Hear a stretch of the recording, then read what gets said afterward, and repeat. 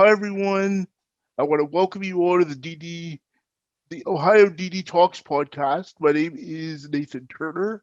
I am going to be taking over some hosting duties for this podcast on behalf of Michael Dillinger, who is becoming the chair of the Ohio DD Council. And just to let you know a little bit about myself, I have been really active in advocacy and self determination in the disability community for the past 15 years. And I currently sit on the Lucas County Board of Developmental Disabilities because I'm from the Toledo, Ohio area. And I am also, importantly, the Northwestern Ohio Technology Ambassador for the Ohio Technology Ambassador Network. And so today I'm very excited to welcome Mr. Bill Darling to the podcast. He is here for Assistive Technology Awareness Day, and I would like to welcome him to the podcast. Thank you for joining us. Well, Nathan, thank you very much. It's great to be here. Thank you for coming. So, can you tell us a little bit about what supportive technology and assistive technology is and how helpful it can be for people with disabilities? Well, I'm very happy to do that. First of all, I want to again thank you for having me on. I'm an old DD Council veteran myself. It was a long time ago when I was on DD Council, but those were wonderful years. And since about 2000, I've been working in the field of assistive technology for people with disabilities. And what it essentially is technology that is made with people with disabilities in mind. There's two ways that technology becomes assistive technology, and that's kind of a disability word, assistive. They can either make it right off the bat with people with disabilities in mind, or they can take technology that exists and modify it so that people with disabilities can use it. One of the unique and fun things about the work that we do at Ohio State, at Assistive Technology of Ohio, is that the technology can be in any area of life. So we help people that want to go to school. We help people that want to obtain and maintain employment, go get a job or keep a job.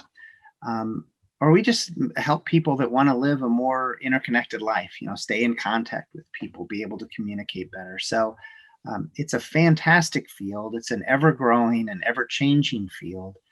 And one of our jobs really is to get out there and tell people about the ways that this amazing stuff can really improve the life of a person with a disability. So it's a very interesting field to be working in, and one that we enjoy very much.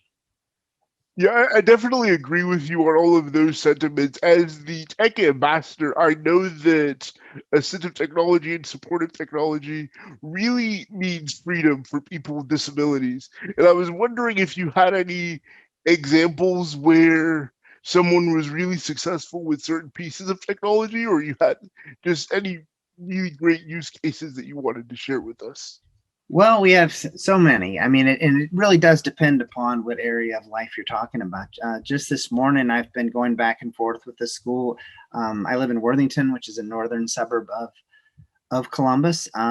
We put their kids with disabilities who have a situation where they really shouldn't be in school because maybe their immunity system is compromised or something like that. So we have been putting robots right into classrooms for kids with disabilities, so they can from home just be able to beam into the classroom, and the robot can see everything that's going on and hear everything that's going on, and they can stay connected and be part of a classroom and see their friends and their teachers and their classmates every day. So that's one example.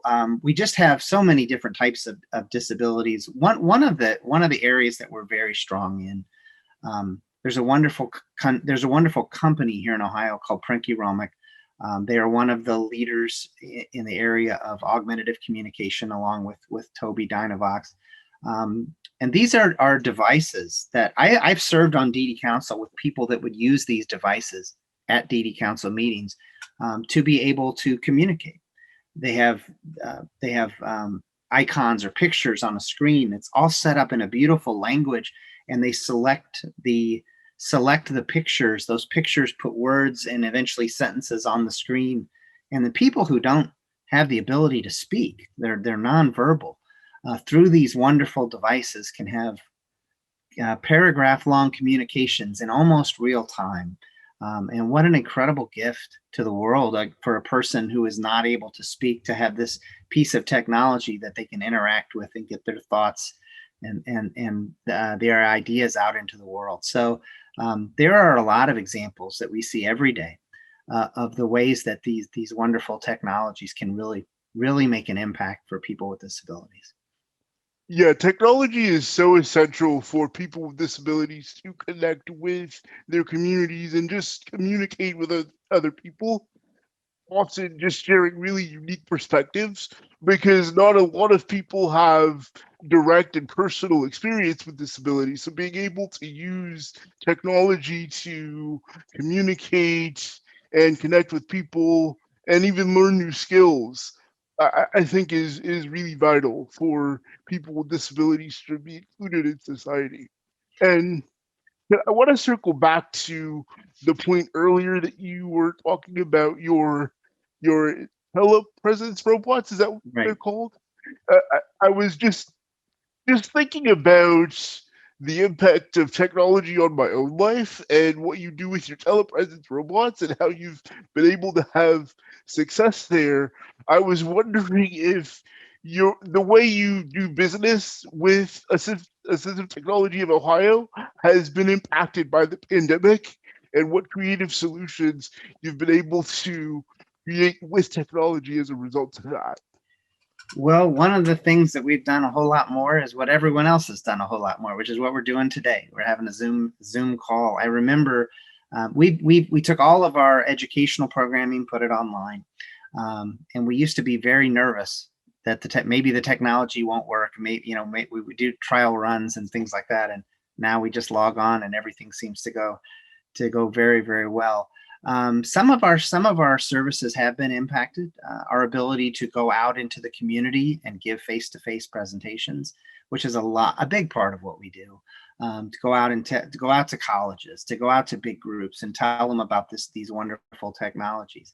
But we've also been able to use some of our technology, like the telepresence robots, for ourselves. So we have this ability now to actually give tours of our facility.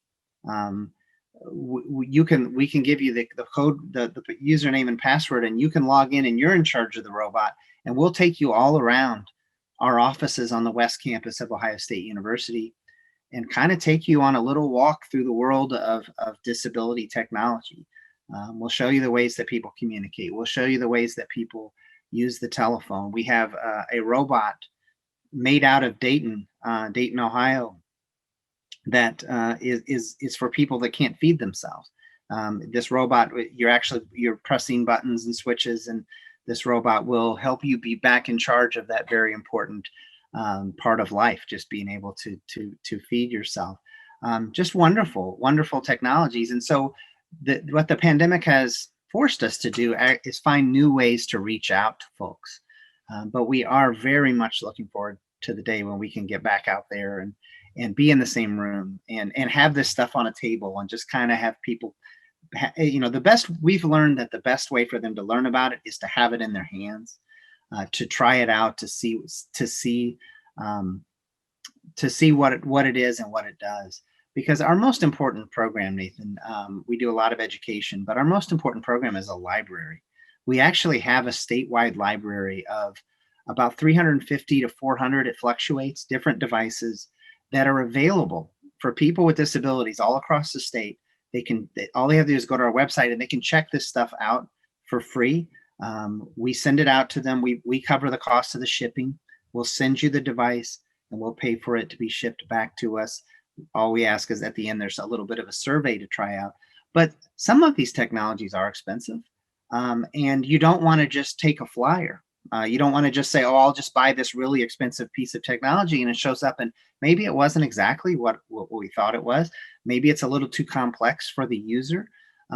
So the best way to know that you're making the right choice is to use our library, because it's a free service.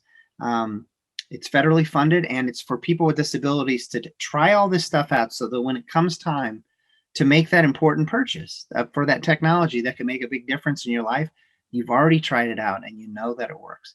So that's one of the things that we try to get the word out there, is that we've got a lot of this stuff and it's yours to try for free so that you can learn about it yourself and make good decisions when it comes time to buy.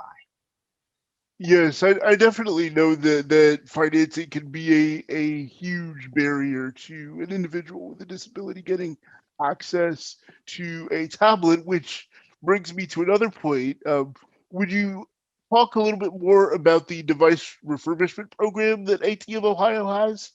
Well, I'd be happy to. Our main area of focus in our refurbishing program is computers, um, mostly desktop computers, but we also work with laptop computers. We just think that, um, well, people with disabilities are on the lower end of the socioeconomic scale. They have lower employment rates. They're not generally people that have a lot of money. They are the least likely among us to have a computer and know how to use it. And the reality of life in 2021 is, if you want to compete at all, if you want to go to school, if you want to be able to work or just stay in contact with people, you really need to know how to use a computer. You got to be comfortable with the internet. Um, and and and so we have always kept this program where people with disabilities can get a refurbished computer. We accept donations, and we have Ohio State students that have a great time putting in new hard drives and upgrading the memory and things like that. And we will get a computer to your door. There's a cost of $60 for the whole thing. You'll get a computer, a monitor, speakers, mice, and keyboard. If you can come get it yourself, the price drops down to $30. But it's just a way to get people on the internet and started down this path that you need to be on to be fully integrated into life. You just got to be able to get onto a computer, and we have tons of different ways to help you do that. To different technologies to help you use a computer, but you got to have the computer first. And so we love this program. We think that in maybe 5 years, it won't exist because computers will be so, they'll be inexpensive enough where maybe you can get a really good computer for $80 or $90 and you wouldn't need what we're going to send you. But we love this program. It's the program that we have that really, we think, makes the biggest change in people's lives, because if they go from not knowing how to use a computer to learning how to use one, it is such a huge difference in life, the way that it's lived in 2021. So we're going to keep this program up as long as we can. And we would encourage anyone, if you're a person with a disability and you don't have a computer, you can just apply for one. There's no cost to apply. Until your computer is available, that's when the cost would come up. But it's a great way to get started on a very important part of life, which is knowing how to use a computer. And I know too that that's where a lot of individuals and families struggle with technology, is knowing how to use it. Does Right? AT of Ohio offer any sort of consultation service where they might be able to help an individual learn how to use technology? We do well. We do everything we can. We don't have a huge staff, but we try to make sure people are up and running. We make sure that they have all the user manuals, any educational materials that will help them. But one thing that we have done, and that companies have been wonderful about, is we will let people know if we're sending out a piece of technology, say a Tobii Dynavox device. We'll call our representative there and say, "Hey, we're sending one out."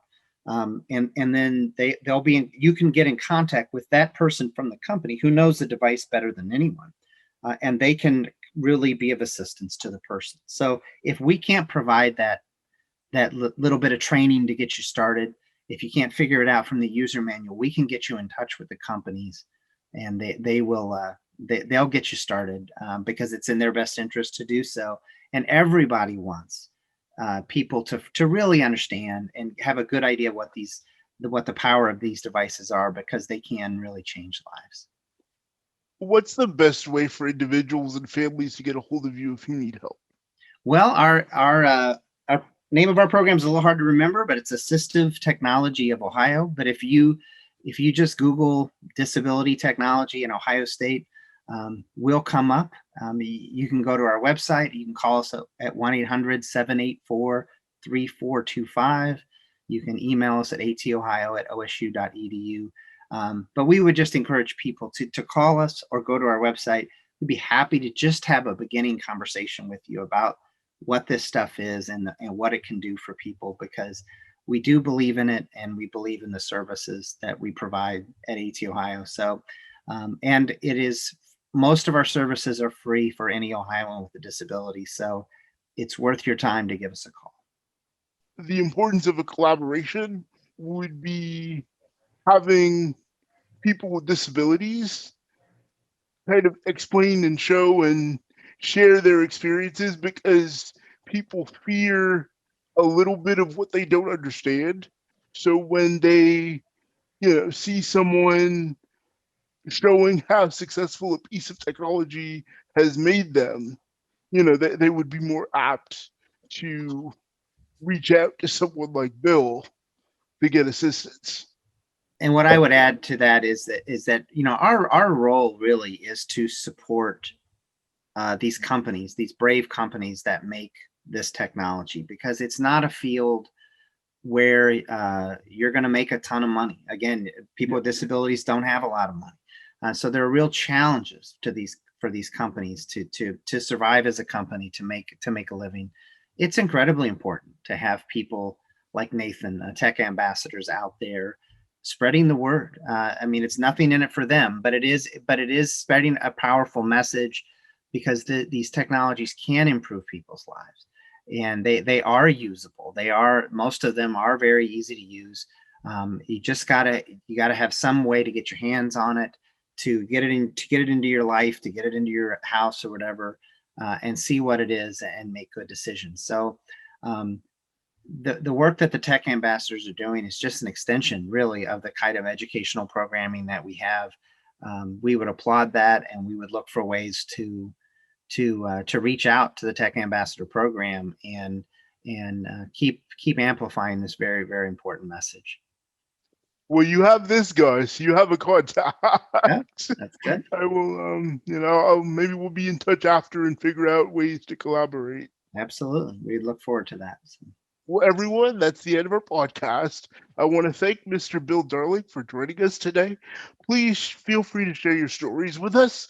We really enjoy hearing from you, and you can contact us at the DD Council website and stay posted to our social media to receive this podcast and others. I believe we're available on Spotify and wherever else podcasts are available. So thank you again, and we hope you join us for our next one.